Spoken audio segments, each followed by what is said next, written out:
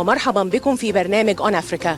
أقف الآن في القصر الرئاسي بالعاصمة الأوغندية كامبالا لمقابلة أقوى سيدة في أوغندا، سيدة أوغندا الأولى جانيت موسيفيني، وهي وزيرة التعليم والرياضة أيضا.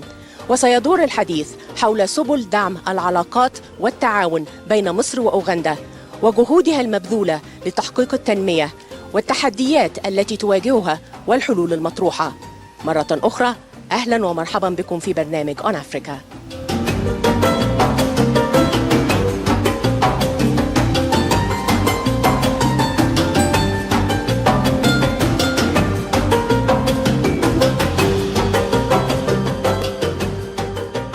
Honorable Janet Museveni, the First Lady of Uganda and Minister of Education and Sports, thank you so much for joining On Africa. It is my pleasure. Thank you. What does Heroes Day mean to you, being married to President Yoweri Museveni, a freedom fighter? Heroes Day reminds us of the sacrifices the people of Uganda have made for the liberty and the freedom that we enjoy as a country now. Many of our people had to fight so that we can live in freedom. And so we celebrate that day in memory of that achievement. And it reminds me of that. Uganda has been called the Pearl of Africa and is still recognized as the Pearl of Africa. And I understand that it was Winston Churchill who made the phrase popular when he wrote his book entitled My African Journey in 1908 after visiting Uganda in 1907. What would you tell Egyptians and the world about the Pearl of Africa? The Pearl of Africa is a beautiful part of the African continent. It's in the heart of Africa. And it's blessed with a lot more than many countries around us. It has the fertile soils. It has a lot of lakes. It is the source of the Nile that the Egyptian people know so well. And it's a beautiful country. We have 2 seasons of rain every year. We can grow food twice in a year. We are supposed to be the food basket of the African continent. We have not done so well with agriculture, but if we tried, we could do that. So I can't say everything I fear in my heart when I talk about the Pearl of Africa, but that's a summary of it. I understand that you're from the Ankole tribe, and I've been all over Uganda taking video shots of Ankole cows. Okay. And I'm very much impressed because when I looked at the cows, it reminded me of Hathor, the goddess of love and beauty in Egypt, because she wears a headdress with the same horns of the Ankole cows. Yes. And I think President Museveni knows much about this. Right. And talking about cows, I understand that you have 20 million cows today in Uganda. How important are cows for Ugandans? We have many communities in the country that traditionally lived by the taking care of cows and living by the cows. They traditionally just lived on milk and the blood of the cow, and they were not eating food for a long time in our history. They started eating food very recently, So the cow was the lifeline for that community. But now a lot of culture has changed. Most people who like cows keep them and take care of them. But there is a component of our society that still keep the Ankole cow because it's their traditional cow and they value them and they love them. And my husband comes from such a family. And so he loves cows a lot. I understand that he has a lot of cows. Yes, he does. Right. Talking about Ankole cows, when I interviewed the Ugandan Minister of Tourism, Professor Ephraim Kamuntu, I suggested if at one point you can have Ankole Festival in Egypt. Yeah. It will be really very impressive, extending and supporting cultural ties between Egypt and Uganda. What do you think of this idea? I think it's a beautiful idea.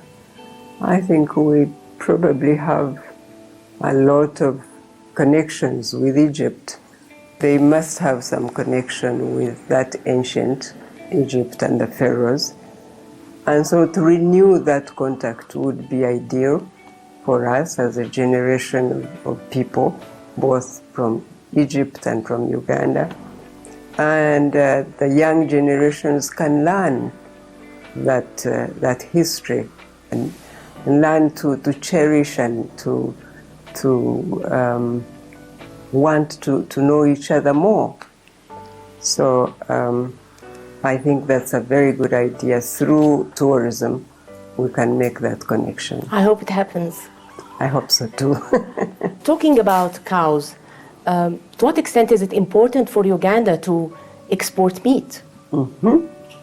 Yes, we want to export meat.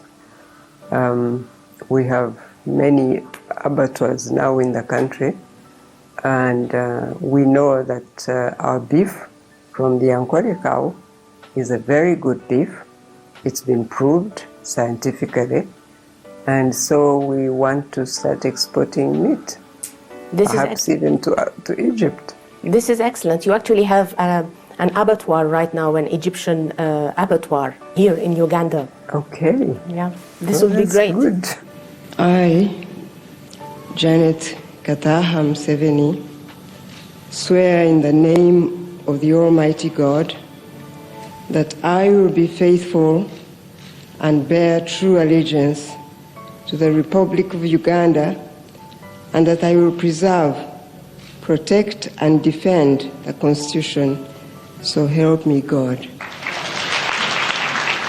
You have been the First Lady of Uganda since 1986 and the Minister of Education and Sports since 2016. Why did you accept becoming the Minister of Education and Sports beside being the First Lady of Uganda? Because I am a servant of the people, and every time I'm called to serve, I take it as a calling, and it doesn't matter. Being a First Lady is merely a spouse of the President, but I'm also a Ugandan, and I know that Uganda has a role for every Ugandan to play, and if I'm called to serve with the Ministry of Education, where I believe I can make a difference, I'm humbled to do that.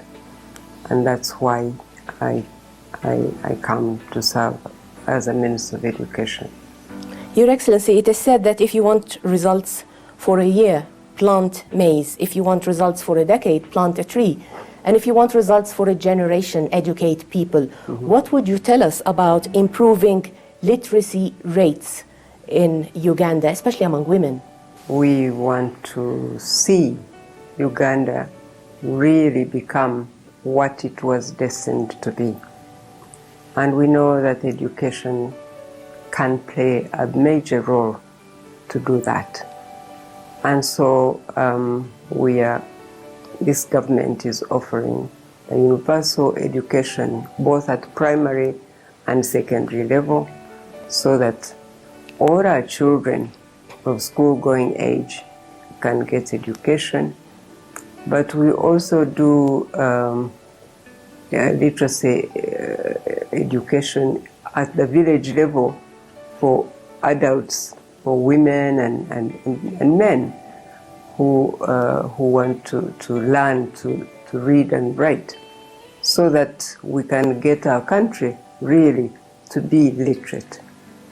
And we do that deliberately because we believe that this is something we should have achieved a long time ago. We didn't because we had challenges in our society, but now is the time. Do you think that Uganda is more ready now for investment and development after improving literacy rates? Yes, of course, I think that. I believe that because this country has security of human life and property, and it has a literate population, we can very easily attract investment, and we really go out deliberately to attract foreign and regional investment, because we need that, and it's also good for our region and for those people who come from elsewhere to come and invest in Uganda. There are many opportunities here yet to be explored, and we want to see that happen. So what are the business and investment opportunities in Uganda? And please let me inform you that we love shea butter from Uganda. Really, we do. I am pleased to hear that. And moringa oil too. That's good. Yeah, so what are the business opportunities and investment opportunities in Uganda from your point of view? There are so many opportunities. We have so many resources that we have been exporting raw. Now we want them processed in the country so that we don't have to export coffee in its raw form, or cotton, or tea, or gold, or silver, or so much. So we want all that processed in the country so that our people can be able to access their own materials that are made in Uganda, and we invite people who have those skills to come and do it here with us. So is this the next step that you're working on, that everything should be made in Uganda? This is what we're actually doing right now. It's not the next one, it is actually happening right now. You talk about the abattoir. Yes, yeah. It is in part of what we're doing. The Egypt-Uganda abattoir. Right. So it is a win-win solution. I would like to ask the Minister to inform Field Marshal Sisi that we want more investment from Egypt.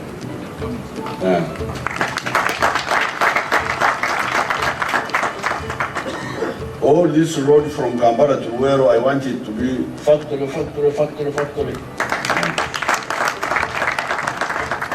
It's a great pleasure indeed for me to represent the government of the Arab Republic of Egypt in such a distinctive occasion that reflects the true bonds that exist between the Arab Republic of Egypt and the Republic of Uganda.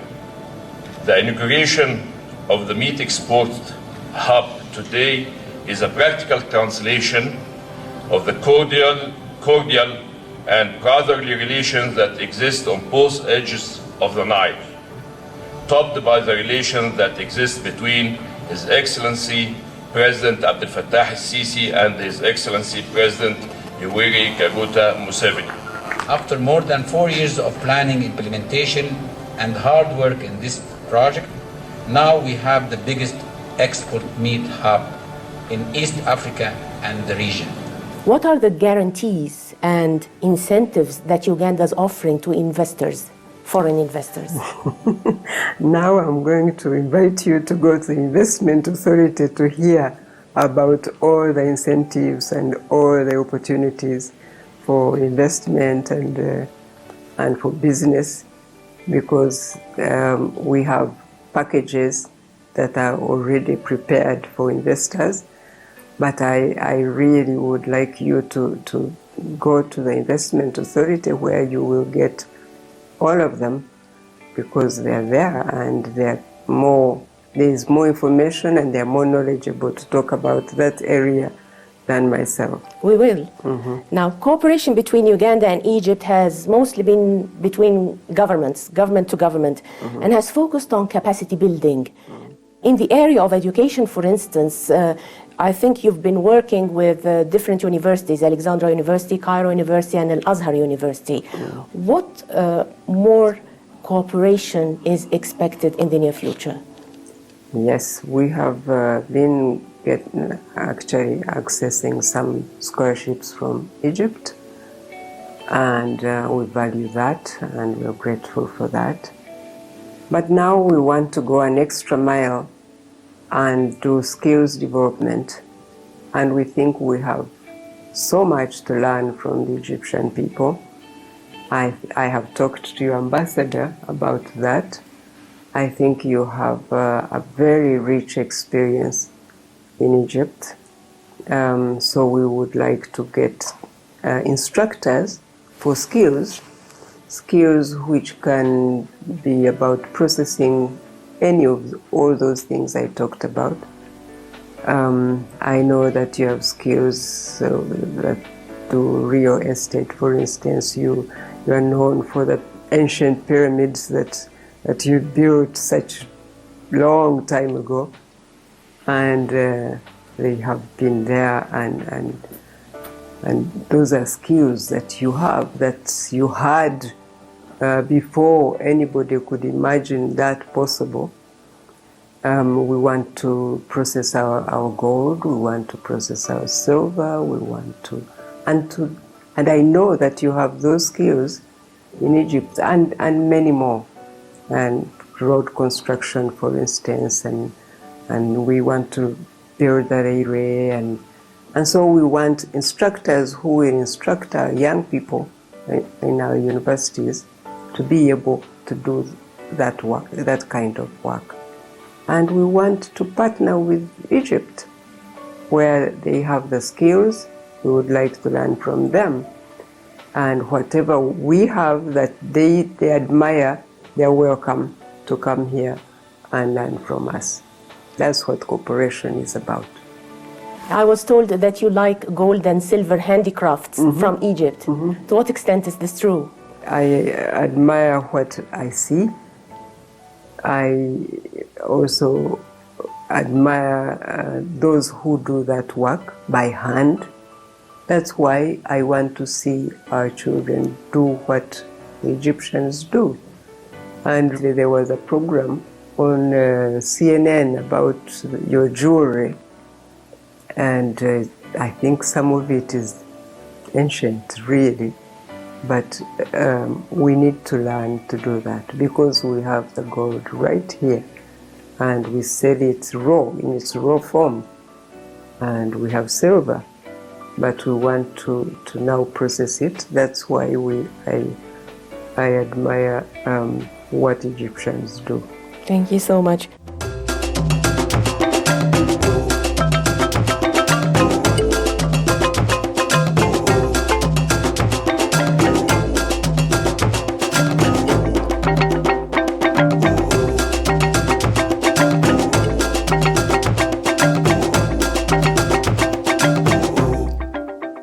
Karamoja is a region in Uganda.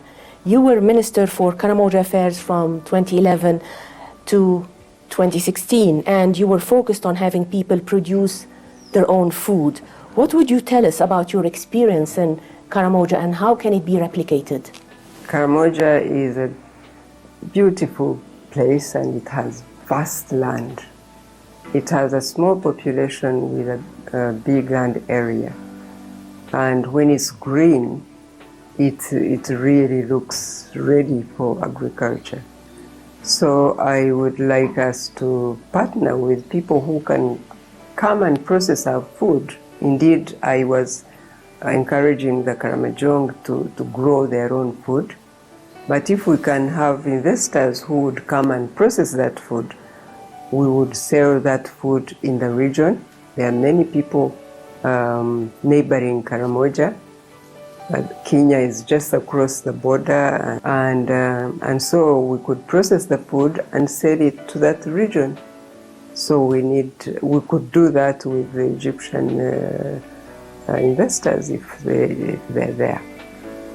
This is excellent. And in terms of cattle breeding, I think Karamoja is very much known for this too. That's right. The Karamojong have a different breed of cow. Not Ankole. Not Ankole. Their cow is called Zebu cow. They have shorter horns and sometimes no horns at all. But they are cows, yes. And they are a traditional cattle keepers. They have lived by the cow all their lives. They still do, many of their families. So you can also do abattoirs there and process meat and skin. You know, Your Excellency, you have a problem in Egypt because with the cows, etc., with the meat, etc., of the cows, because your cows, they walk for a very long distance to Sudan before they reach Egypt, and by the time they reach Sudan, they have developed muscles. Muscles. Yes, and when you eat cows with muscles, it's not really tender. That's why they don't have to walk. Yes. We have abattoirs, so they do the meat right there in Karamoja. The cows don't have to walk through Sudan to Egypt. I was told 4,000 kilometers, which is a long distance. Yes, of course, but that's why we have abattoirs, so that we export meat. We don't take walking cows to grow muscles.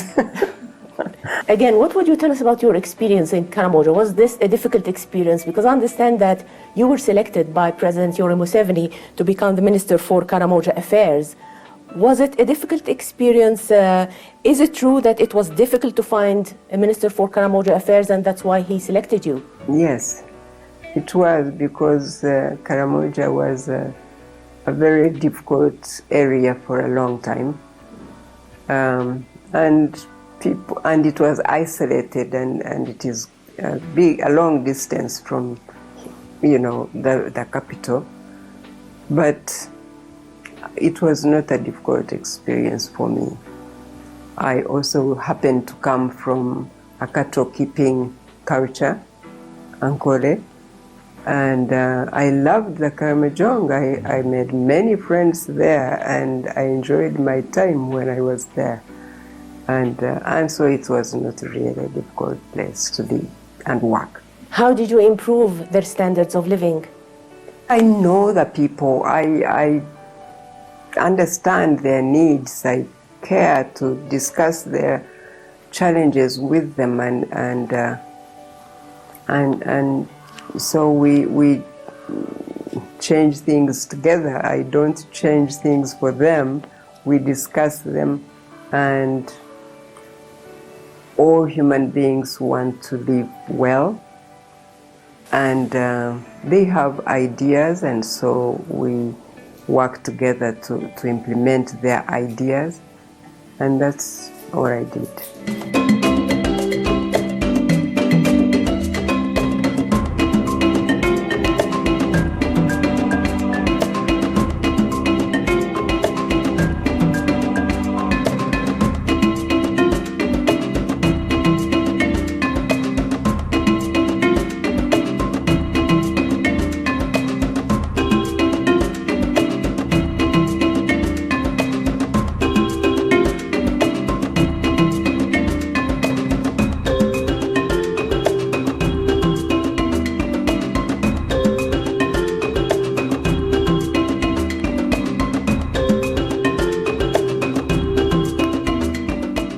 Talking about food security, what do you think of Operation Wealth Creation? I think it's a very good initiative, and I pray that it can be well implemented. If it is well implemented, it can change a lot in our communities. So the challenge is how we do it. And I hope that we will do it as we ought, then it will make an impact in our rural communities. How can Egypt and Uganda cooperate in the area of agriculture, which is still the future of Uganda? That's what I just said about Karamoja. The cooperation is because we want, our government encourages our people to do the work that they can do, like growing food. And our partners who come from elsewhere come and we encourage them to do the processing of our food so that we can export food. So that's what we can do with Egyptians. If they are willing to come and hold hands with us, they can do the processing and we do the growing of food, and it's a win-win situation.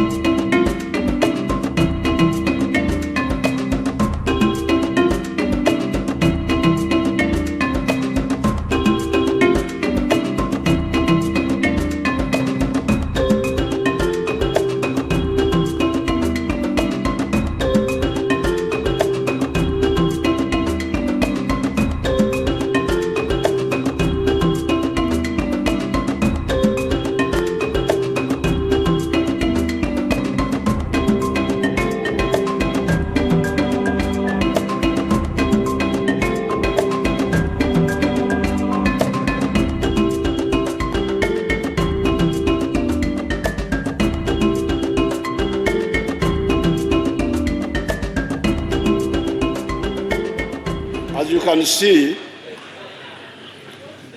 being a bushman, I know the dangers to the bush person. The mosquitoes biting your ears, biting your neck. So this one protects me from the sun, from the mosquitoes, from... I designed it myself, this one. Yes. Bring this one here. I lay on table.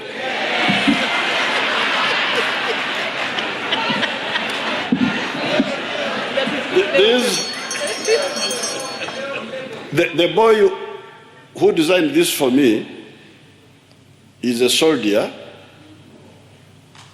whom I helped with a total of 132 million shillings to start this operation.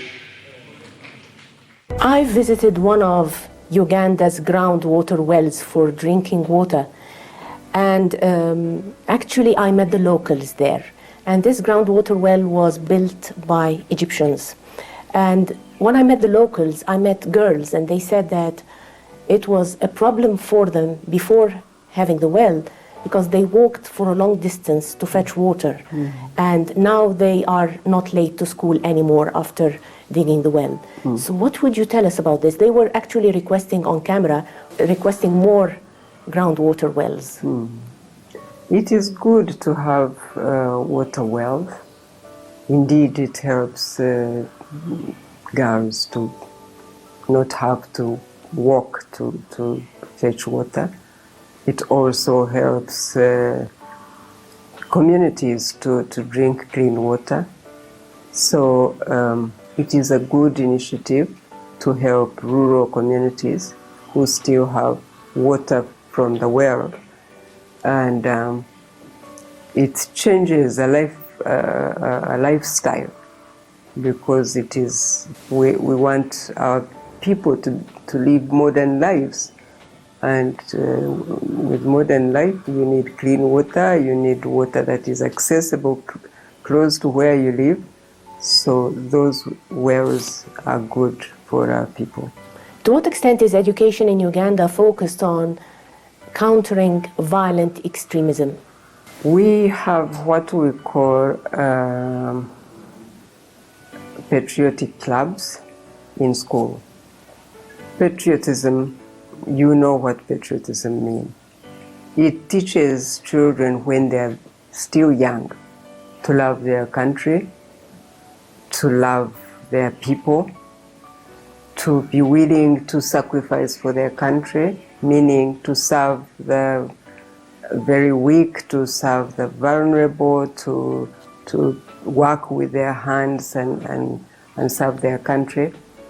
And that helps to change a mindset that would do extremism, which really means destruction of life. Instead, you want to support life and to support good living. That helps our children to know as they grow that they need to do whatever it takes to love their country and work for it. If you mention the word Uganda to Egyptians, the first thing that might come to mind is football. Okay, and you're the Minister of Sports. The Africa Cup of Nations is one important arena where Egyptians and Ugandans meet, and of course the whole world watches them playing football. How does Uganda support its national football team, the Uganda Cranes, and to what extent are they good ambassadors of their country? They're good ambassadors of our country, and we support them by ensuring that they have what they need for sports and for their well-being. And we pray for them to do a good job when they go out to represent Uganda.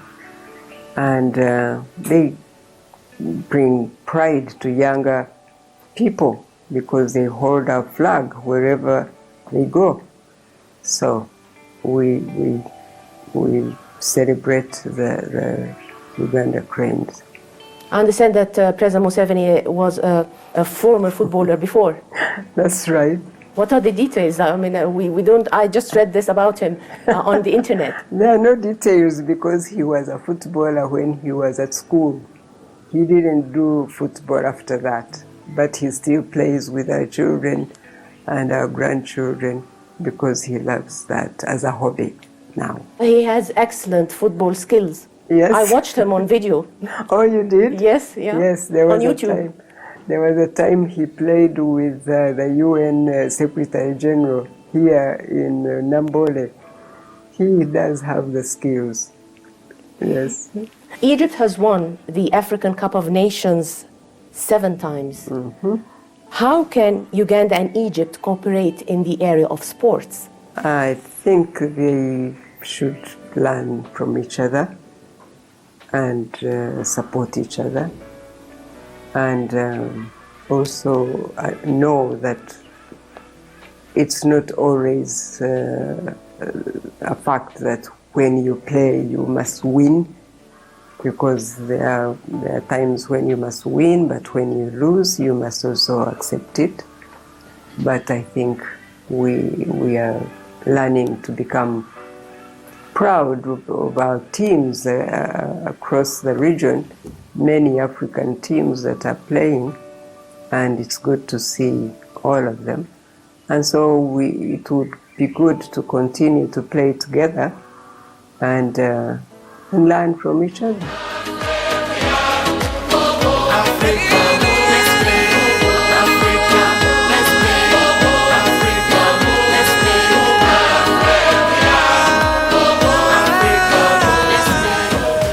You are the founder and patron of the Uganda Youth Forum.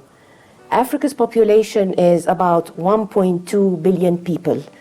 Africa is a continent of young people. How are you dealing with young people here?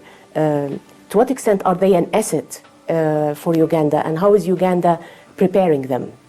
Uganda is preparing our young people by teaching them to work and to know that they are required to work for themselves, for their families, and for their country. And we teach them to be God-fearing. We teach them to practice, to protect themselves from catching diseases that can destroy their lives at an early age. We want them to live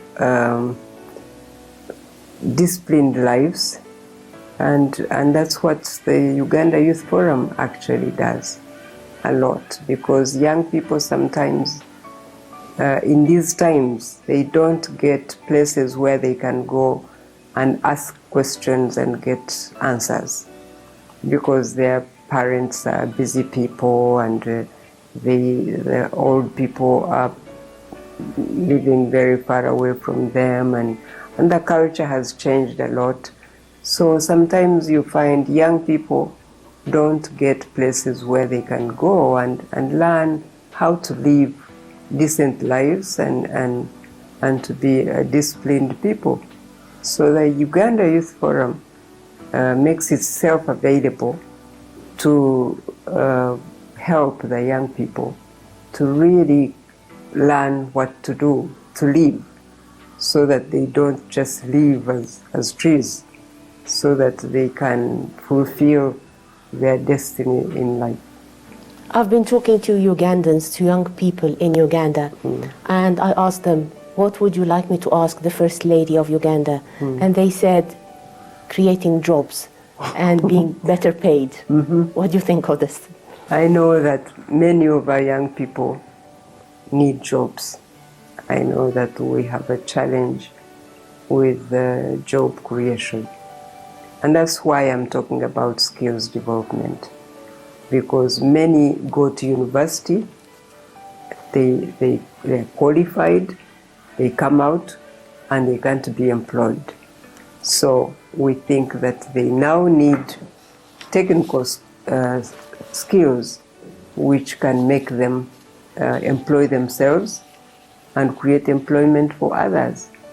That's what we are now doing in the Ministry of Education. We really want to put emphasis on skills development so that our young people can go an extra mile by training themselves to work with their own hands so that they can employ themselves and create employment for others instead of going out to look for work. Your Excellency, you went into exile in 1971 and you got married to Mr. Yoweri Museveni in 1973 in exile in Tanzania. What would you tell young Africans about your experience and about leadership? I tell them, I do actually tell them that was a time that taught us about leadership and what it really means in its essence. It means sacrifice. It means being willing to serve others and not yourself first. And that's what we learned at that very early age. We were young and we were not living in our own country because Uganda had problems at that time.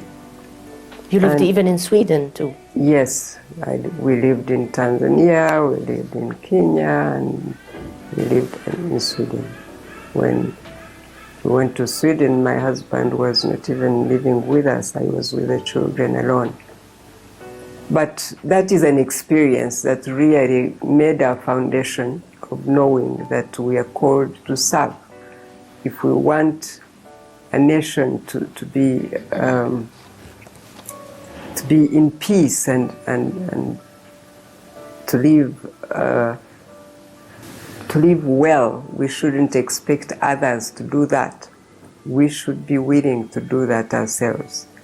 And that's why we have not stopped working and making ourselves available always to serve our country so that Uganda can be a much better place than it was when we were younger. What are the objectives of the Uganda Women's Effort to Save Orphans, USO, which you founded in 1986, and how was it shaped by your experience as a refugee? The Uganda Women's Effort to Save Orphans was founded precisely to do what it's called, to save orphans, because we had many orphans at that time who were coming back after a war time, and many families had been separated, and there were many children living in what they called reception centers with no support, no help. And so I founded that organization with other women of Uganda so that we can take care of those children who had lost their parents, and we were fortunate to be alive, and I thought that to show gratitude to God that we didn't die, we were supposed to do something for somebody else. And so we founded that organization to take care of those children, and we did. And it's still there, it's still working with vulnerable children, sometimes orphans, sometimes street children, sometimes any of the children who are living in difficult circumstances. Egypt celebrates Orphans' Day every year. How can Egypt and Uganda cooperate in this area? By doing just that. Will you at one point do Orphans' Day, or what expectations, how can Egypt help support USO? By working with us to support those children. But you see, my belief essentially is that we need to help the orphans so that they are not always orphans. And I would like to see a Uganda in future that doesn't have those vulnerable children. We always used to say that USO will be a temporary organization because we will take care of the children who are in difficult circumstances, and we will finish that so that the children won't always be in difficult circumstances. But unfortunately, there are still children in difficult circumstances. There are still children losing their parents, and others living very badly. And so we find ourselves having to work with them, continuously. But it is our hope and prayer that all children can really be empowered to live normal lives, and that families can be lifted up so that we create a nation and a world where children don't have to live always in difficult circumstances. You became involved in the HIV and AIDS campaigns in Uganda in the 1990s. How successful were efforts to end the AIDS epidemic in Uganda? We have not ended it yet, unfortunately, but we fight against HIV and AIDS. We educate our people, our population, to protect themselves, because we know that people can actually protect themselves from catching HIV and AIDS and live without it. But some people live reckless lives and they catch HIV and AIDS. And so we still work against that. But recently I was working with women to try to protect mothers from transferring HIV and AIDS to their newborn babies. And we did a very good job with that, because we got a big reduction. So many babies are now being born free of HIV and AIDS. And we continue with that campaign so that more women who have babies know that they can actually protect their babies, and babies can be born from a couple that is both living with AIDS, but the baby can be born without. And that's a campaign we're still doing. We'll continue to do that, and we'll continue to pray and hope that we will be able to have a day when we will celebrate a generation free of HIV and AIDS. This is excellent. Is the education system focused on preventing the disease? It is, we are now producing a policy framework which we will use to educate all the schools and all the young people about how to protect themselves from HIV and AIDS. Yes. You're the founder of National Strategy for the Advancement of Rural Women in Uganda. How successful has this NGO been? It's been successful in its own way, and it's done some work with rural women for a long time. But I must say now we had to change their program and work with women to help them to access credit from banks so that they can be able to invest in their small projects at home. And so they were working now in one area where I was a member of parliament. So it wasn't focusing on the whole nation for rural women anymore.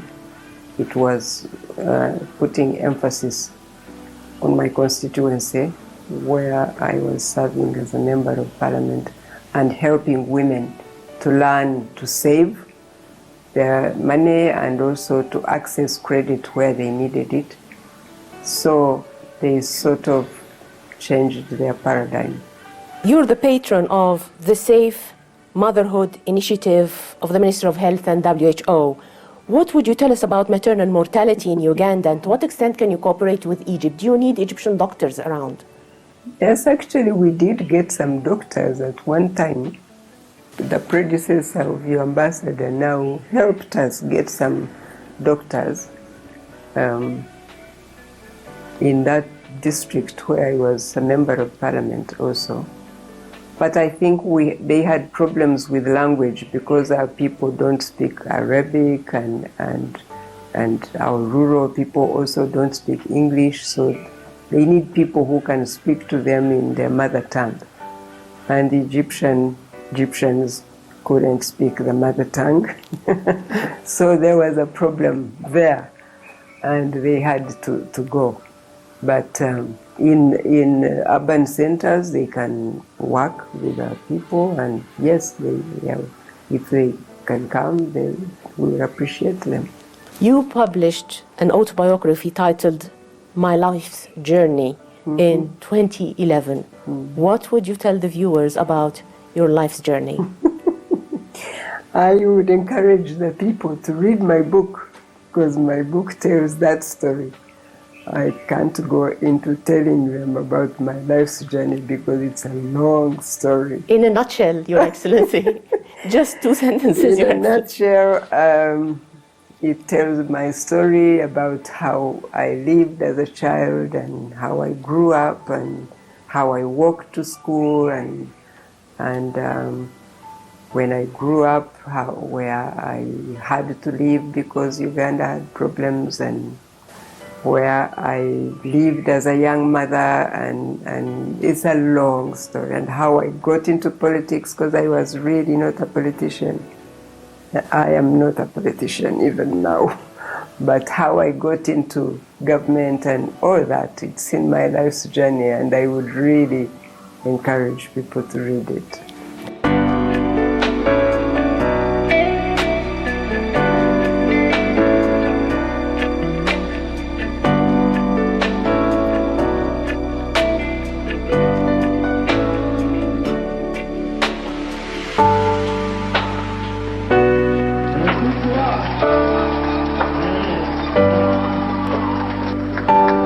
Africans do not kiss in public.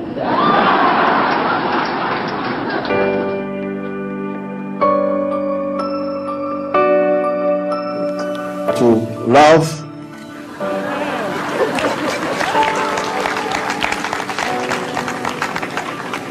and comradeship.